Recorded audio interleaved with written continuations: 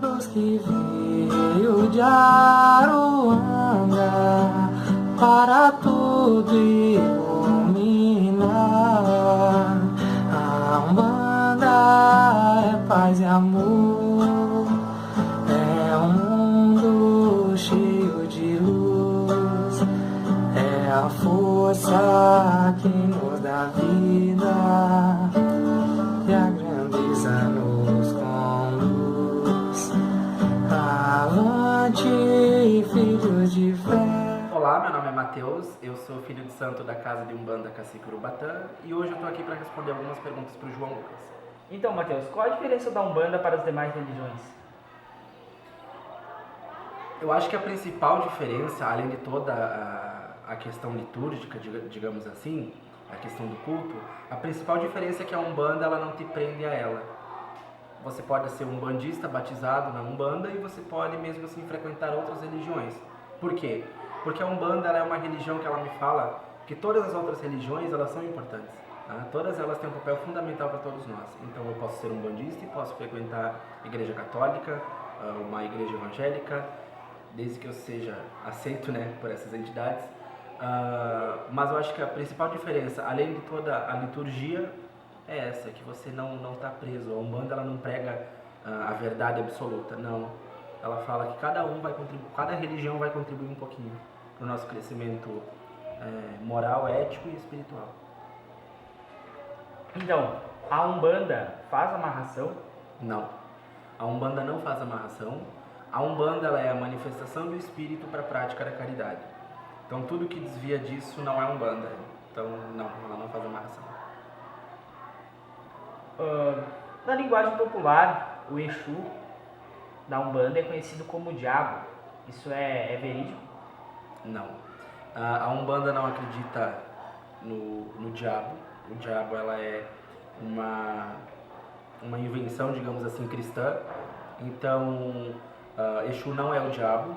Exu é uma ótima entidade. Ele é o nosso guardião. Ele é o nosso escudeiro, digamos assim. E acho que todo esse preconceito vem de anos e anos atrás, porque tudo que é ligado, tudo que foi ligado aos escravos, até hoje é visto como algo muito ruim.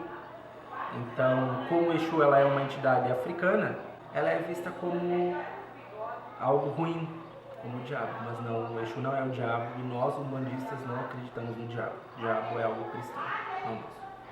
O que são esses colares que os umbandistas usam? Isso aqui se chama guia e tem de dois tipos, a guia de proteção e a guia de trabalho. As guias elas vão representar os orixás e as entidades que estão ao teu lado. A de trabalho, obviamente, você vai usar se você for médium umbandista, então você vai usar só dentro do terreiro, na gira. E a de proteção você vai usar no teu dia a dia. Então cada cor vai representar um orixá ou uma entidade e é isso. Para que serve o turbante? Na religião de Umbanda, a gente acredita que a nossa cabeça é o ponto mais importante do nosso corpo, porque é ali que é concentrada toda a energia da pessoa, ou é a nossa conexão com o orixá ou com a entidade, então seria o nosso campo de força maior. Então o turbante na cabeça, ele é acima de tudo uma proteção para a coroa. Hoje, qual a importância das escolas discutirem sobre a Umbanda? Extrema. O nosso Brasil, o nosso mundo, ele é cheio de vários tipos de preconceito. E preconceito religioso, intolerância religiosa, infelizmente no Brasil ainda é muito grande.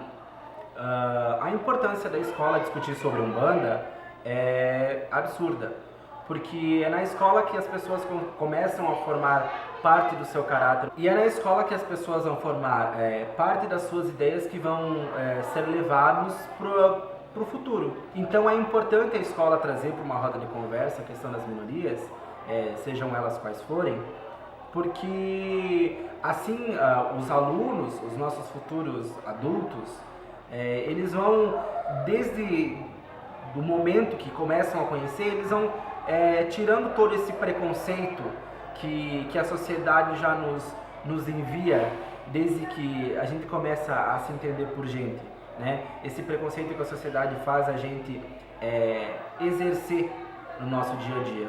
Então, eu acho que um exemplo, nossa cidade, que é uma cidade pequena, é bom que as pessoas saibam que não existe só a igreja católica ou só a igreja evangélica, que tem umbandistas, tem budistas, tem ateus, e todo mundo deve ser respeitado. Infelizmente ainda não é tão comum você ver um assunto desses, digamos, numa escola, sabe? No meu tempo, por exemplo, era uma pincelada por cima nesses assuntos e deu. Eu acho legal a oportunidade de hoje você estar fazendo um vídeo falando disso, porque mesmo que não seja você não está falando com um pai de santo, com um sacerdote, você está entrevistando um filho de santo. Só que mesmo assim, mesmo eu não tendo todo o conhecimento, o que eu sei eu posso passar para vocês que estão assistindo, não no intuito de vocês se converterem a Umbanda ou de vocês seguirem a religião, no intuito de mostrar que não é tudo isso que as pessoas falam, sabe? E que acima de tudo a gente merece respeito. Então, uma ótima atitude da escola pedir esse tipo de trabalho para vocês, e é de suma importância a discussão da Umbanda e de outras minorias dentro da escola. O que é a defumação na Umbanda? A defumação ela é a queima de ervas sagradas, porque cada orixá e cada guia espiritual eles têm as suas ervas para trabalho. Então a defumação nada mais é do que isso. Você queima essas ervas e a fumaça dessas ervas ela vai fazer uma limpeza energética no ambiente ou na pessoa. Então a defumação é uma limpeza.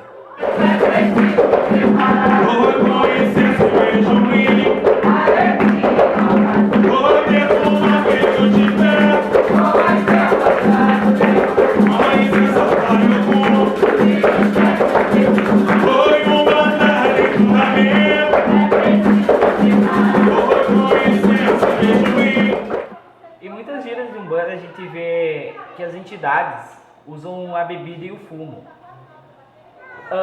Pode-se considerar que elas são viciadas? Não. A questão da bebida e do fumo na Umbanda, ela é totalmente sagrada. A questão do fumo, ela pode ser considerada uma defumação individual, porque enquanto o guia está atendendo, que o guia, a partir do momento que o guia incorpora, ele já pede um cigarro, um cachimbo, enfim, algo para fumar, dependendo do guia. Nem todos os guias usam fumo e bebida. Mas a partir do momento que ele pede, ele está defumando o espaço em que ele se encontra. Então, se ele for fazer um atendimento, é comum ver o guia puxando a fumaça e soltando nas mãos, por exemplo, do consulente. Ele está queimando a energia negativa dos chakras das mãos, e assim vai. E a questão da bebida, o pessoal pensa que magia do Umbanda é uma festa, é open bar, mas não é assim. A questão da bebida, o guia vai utilizar dela, primeiro, para queimar a energia negativa entre ele, espiritualmente, e o corpo astral do médium, e também para facilitar a entrega do médium. Não que o médium vai ficar bêbado, porque ninguém fica bêbado com 50 ml. Ela vai queimar as energias negativas entre o guia e o corpo astral do médium, e vai facilitar o controle do guia sobre o mental do médium. Não que o médium vai ficar bêbado, não é nada disso. As propriedades da bebida, elas vão queimar as energias negativas que estão nesse lugar, facilitando assim o controle da entidade sobre o médium. Dentro da Umbanda, o que é um cambono? Depois da mãe de santo e do pai de santo, o cambono é a peça mais importante dentro do terreiro. Por quê? Ele vai ser o responsável por servir as entidades. Então, se a entidade, por exemplo, precisa de alguma erva para algum benzimento, quem vai pegar é o cambono.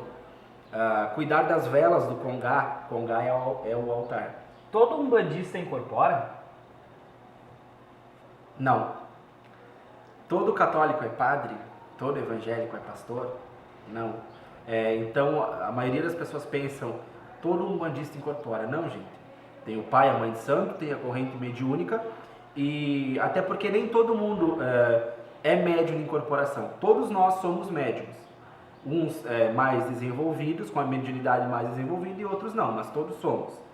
E nem todo mundo é médium de incorporação. Então, não, nem todo umbandista vai incorporar. Você pode ser umbandista e ficar apenas na assistência, por exemplo, para receber o passe ou para conversar com as entidades.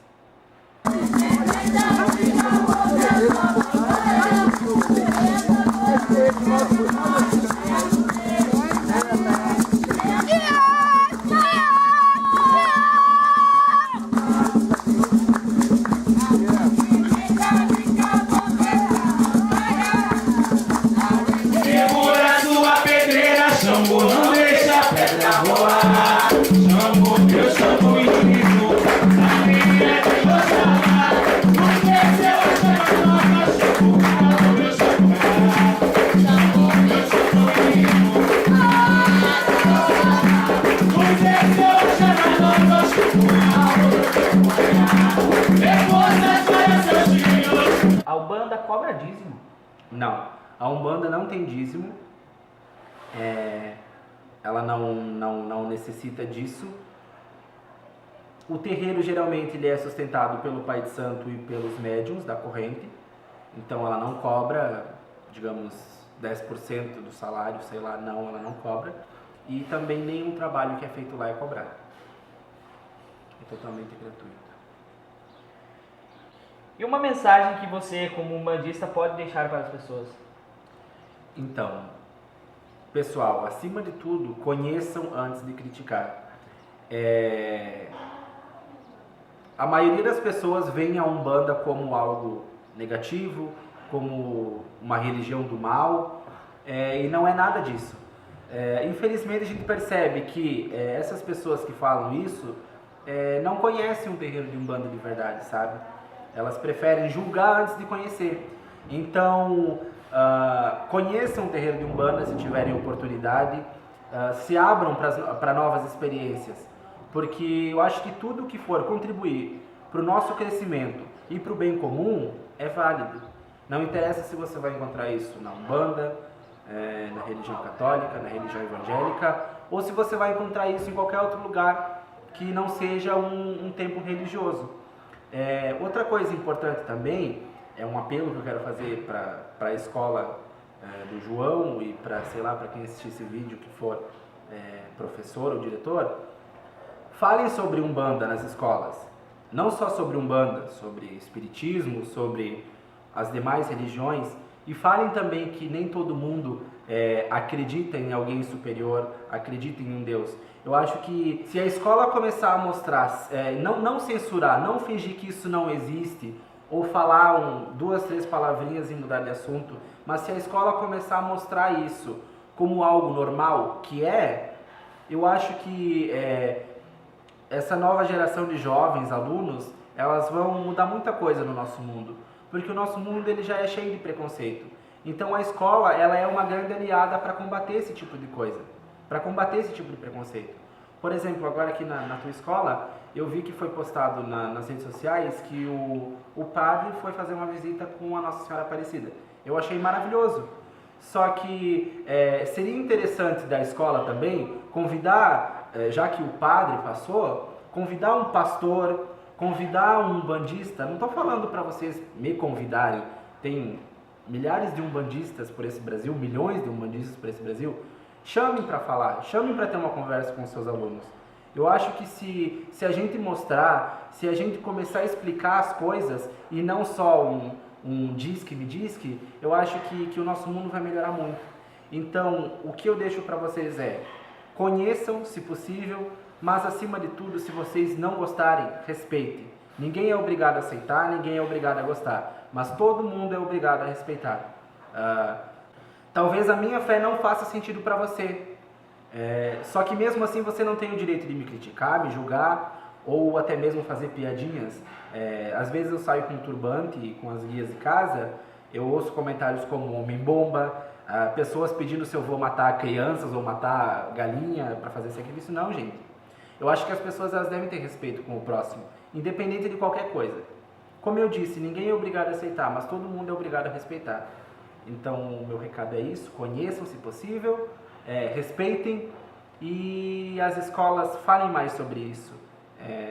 Chamem pessoas para falar sobre isso, se vocês não querem, talvez, falar sobre algo que não conheçam. Convidem um pai de santo, um filho de santo, um pastor, um budista, enfim. explorem essa riqueza que a gente tem no Brasil, essa mistura de cores, de raças, de credos, essa mistura de cultura. Muita coisa boa, muita coisa bonita para ser desperdiçada e para deixar passar em branco. Tá bom? É isso. Obrigado, então. Obrigado a você e obrigado aos professores pelo espaço que estão oferecendo para falar sobre a religião de Umbanda. Um axé forte a todos e saravá.